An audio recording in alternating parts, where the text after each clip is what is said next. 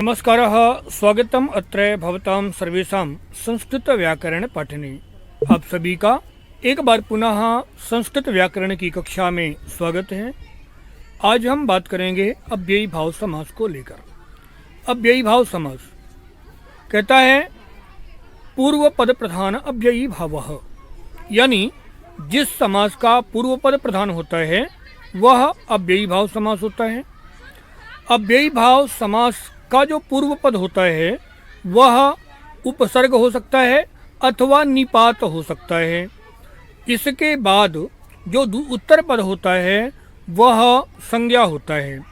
अब यहाँ उपसर्ग का अर्थ तो आप जानते हैं, निपात। ये निपात क्या होते हैं? तो जिन शब्दों का हम प्रयोग अपने पहले के शब्दों पर या अपने शब्दों को ताकत देने के लिए करते हैं, ऐसे जो शब्द होते हैं वे निपात कहलाते हैं। कई बार ऐसा होता है जैसे आप कहते हैं कि पढ़ना ही है हिंदी में, तो ये ही जो है तो निपात है। तो जिन शब्दों का प्रयोग हम अपने शब्दों का बल देने के लिए या अपनी बात पर बल देने के लिए करते हैं, ऐसे शब्द निपात होते हैं। तो पहला पद जो होगा वह या तो निपात होगा अथवा उपसर्ग होगा। तो जिस समास का पहला पद अव्यय हो और वह प्रधान हो, क्योंकि जब आप शब्द का प्रयोग ही बल देने के लिए कर रहे हैं, इसका अर्थ है कि उसकी प्रधानता तो स्वयं ही सिद्ध हो गई। अतः पूर्व पद जिस समास का प्रधान हो वह अव्ययी भाव समास होता है। अव्ययी भाव समास को ठीक से समझने के लिए चलते हैं स्क्रीन में और इस समास को समझने का प्रयास करते हैं। इससे पहले आपको एक काम ये करना है कि चैनल को सब्सक्राइब इसलिए कर लेना है कि अभी व्याकरण की बहुत सी चीज़ें आपके पास आनी बाकी है और बहुत सी चीज़ें आपके पास अभी आ चुकी हैं। तो चैनल के माध्यम से आप उन सब को पढ़ सकते हैं। आपको सभी समास पता हैं, आपको संधि, अव्यय, प्रत्यय, कारक, लकार, इसके अलावा 6वीं से 12वीं तक की पुस्तकें, यह सब कुछ आपके इस चैनल में आपके लिए विद्यमान है। आप उसके माध्यम से संस्कृत को अच्छे तरीके से पढ़ सकते हैं। आइए स्क्रीन में। अव्ययी भावः, पूर्व पद प्रधानाव्ययी भावः, यानी जिस समास का पहला पद प्रधान होता है वह अव्ययी भाव समास होता है। यहाँ पर ध्यान इस बात का रखना है कि पहला पद अव्ययी भाव होगा, यानी अव्यय होगा तो अव्ययी भाव समास होगा। अव्यय यहाँ संयोजक अव्यय हो सकता है, उपसर्ग हो सकता है। इस प्रकार के जो अव्यय पद होते हैं वह जब किसी समास में होते हैं तो अव्ययी भाव होता है। मैंने पहले भी बताया था कि आपको इस समास का जब विग्रह करते हैं तो अव्ययी भाव समास का जो विग्रह है वह अर्थ के अनुसार होता है। यानी आप जिस अव्यय का विग्रह करना चाहते हैं आपको उस अव्यय का अर्थ पता होना चाहिए। जैसे उपगंगम, उप समीपता के अर्थ में प्रयोग होता है और उपसर्ग है, इसलिए उपगंगम का जब विग्रह करेंगे गंगायाः समीपम। इसी प्रकार से अधिमंचम, तो अधि यानी अधिकरण के अर्थ में होता है, यानी आधार के अर्थ में होता है।